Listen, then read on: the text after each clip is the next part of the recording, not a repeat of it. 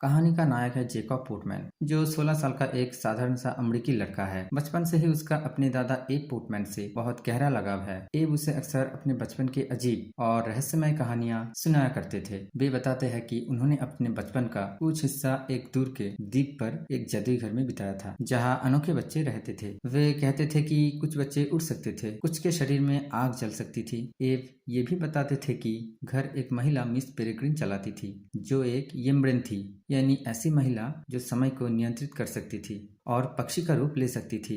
बचपन में जेकॉब इन कहानियों को सच मानता था, पर जैसे जैसे बड़ा हुआ उसे लगा कि ये सब दादा की कल्पना मात्र है। एक दिन जेकॉब के दादा उसे फोन करते हैं और बहुत घबराए हुए लगते हैं। वे कहते हैं वे मुझे ढूंढने जा रहे हैं, जेकॉब मिस पेरेग्रिन के पास जाओ। जेकॉब चिंतित हो जाता है और अपने दोस्त के साथ दादा के घर पहुंचता है, जहां वो देखता है कि दादा पूरी तरह घायल पड़े हैं और पास में पेड़ों के बीच कुछ भयानक छायानुमा जीव घात लगाए खड़े हैं। जेकॉब उनमें से एक को देख पाता है। उसका शरीर भद्दा, बिना आंखों वाला और लंबी जीभ वाला राक्षस। जब तक मदद आती, दादा मर चुके थे। मरने से पहले वे जेकॉब से कहते हैं, उस द्वीप पर जाओ, मिस पेरेग्रिन को ढूंढो, एक पक्षी है जो तुम्हें सब कुछ समझा देगा। दादा की मौत के बाद जेकॉब का मानसिक संतुलन बिगड़ने लगता है। कोई भी उसकी बात पर विश्वास नहीं करता कि उसने राक्षस देखा था। डॉक्टर उसे सलाह देते हैं कि वो दादा के अतीत को समझने के लिए उस द्वीप पर जाए।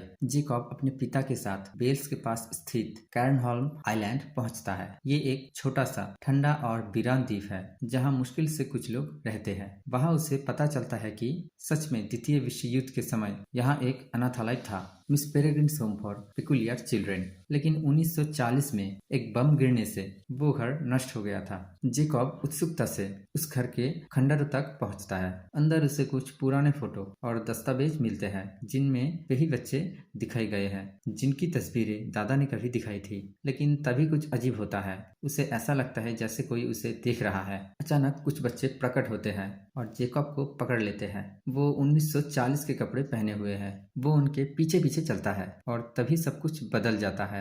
मौसम, माहौल और पूरा द्वीप जैसे समय में पीछे चला गया हो। जेकॉब एक ऐसे दिन में पहुंच चुका है जो बार बार दोहराया जा रहा है। 3 सितंबर 1940, यानी मिस पेरेग्रिन ने एक नए टाइम लूप बनाया है ताकि बच्चे हमेशा सुरक्षित रहे। इस लूप में हर रात बम गिरने से पहले समय फिर से उसी दिन की सुबह पर लौट आता है। यहाँ जेकॉब को मिस अल्मा पेरेग्रिन मिलती है, जो एक बुद्धिमान, कठोर परंतु दयालु महिला है, जो बच्चों की अभिभावक है। वे समझाती है कि ये लूप उन्हें हॉलोगेट से बचाने के लिए बनाया गया है, वो राक्षस जो पिकुलियर बच्चों की आत्माएं खाते हैं। जेकॉब धीरे धीरे वहाँ के सभी बच्चों से परिचित होते हैं। ऑलिव, वो अपने हाथों से आग जला सकती थी। ब्रॉनेन, एक बहुत ताकतवर लड़की जो भारी चीजें आसानी से उठा सकती है। एमा ब्लूम, वो हवा में तैर जाती है, इसलिए उसे भारी जूते पहनने पड़ते हैं। मिलार्ड नॉलिंग्स, अदृश्य लड़का जिसे कपड़े पहनने पर ही कोई देख सकता है। इनॉच, वो निर्जीव चीजों में जान डाल सकता है, जैसे मिट्टी की मूर्तियों को चलाना। हफ, उसके शरीर में मधुमक्खियां रहती है जो उसके आदेश पर उड़ती है।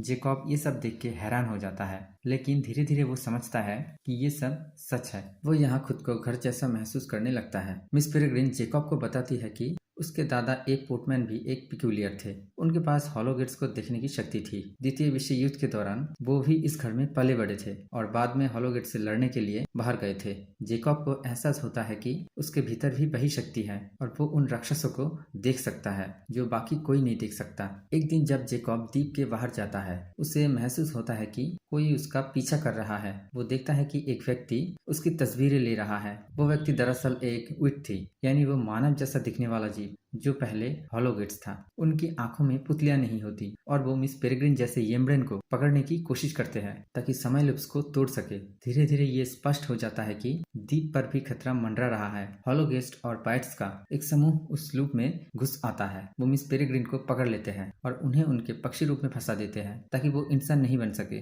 बाकी येम्ब्रेन्स को भी बाकी और लूप से पकड़ लिया जाता है। अब बच्चों के सामने दो रास्ते हैं, या तो वो अपने सुरक्षित लूप में रहे और धीरे धीरे विनाश का इंतजार करे, या फिर बाहर की खतरनाक दुनिया में जाकर मिस पेरेग्रिन को बचाए। वो दूसरा रास्ता चुनते हैं। जेकब के लीडरशिप में सभी बच्चे मिस पेरेग्रिन को बचाने के लिए निकल पड़ते हैं। वो अपना लूप छोड़ते हैं और 1940 से निकलकर वर्तमान समय में आते हैं। अब उन पर न सिर्फ हॉलोगेस्ट का खतरा है, बल्कि वो अब नॉर्मल दुनिया में भी बूढ़े हो सकते हैं, क्योंकि अब कोई लूप उन्हें नहीं बचा रहा। वो समुद्र पार करके नाव में निकलते हैं, कई खतरों से बचते हैं और अंततः वाइट्स के ठिकाने तक पहुंचते हैं। वहां वो लड़ाई करते हैं और अंततः मिस पेरेग्रिन को छुड़ा लेते हैं। लेकिन वो अब इंसान का रूप नहीं ले पा रही है। वो अब एक स्थायी पक्षी के रूप में फंसी रहती है। कहानी के अंत में बच्चे फैसला करते हैं कि वो मिस पेरेग्रिन को ठीक करने का तरीका ढूंढेंगे। इसलिए वो बाकी और बचे हुए येम्ब्रेंस की तलाश में एक नई यात्रा पर निकलते हैं। जेकब अब तय कर चुका है कि वो अपने आधुनिक संसार में नहीं लौटेगा। वो अपने माता पिता, दोस्तों और आरामदायक जीवन को छोड़कर इन बच्चों के साथ रहना चाहता है, क्योंकि यही उसका असली घर है। हर बच्चा अपने पेक्यूलियर गुण के कारण समाज से अलग था और यही गुण उन्हें खास बनाते हैं। मिस पेरेग्रिन का घर एक ऐसा परिवार है जहाँ सब एक दूसरे के लिए जान देने को तैयार है। जेकब डरपोक लड़के से एक सच्चा योद्धा बन जाता है। टाइम लूप ये दर्शाती है कि सुरक्षा की कीमत कभी कभी विकास की रुकावट होती है। Miss Peregrine home for peculiar children सिर्फ एक जादुई फैंटेसी नहीं, बल्कि पहचान, स्वीकृति और सेल्फ कॉन्फिडेंस की कहानी है। ये बताती है कि हम सभी के भीतर कुछ अनोखा होता है और वही अनोखापन हमें जीवन का असली अर्थ सिखाता है। कहानी के अंत में जब जेकब अपने परिवार से दूर जाकर उन बच्चों के साथ भविष्य की ओर बढ़ता है, तो ये आत्मखोज और आत्मसम्मान का प्रतीक बन जाता है।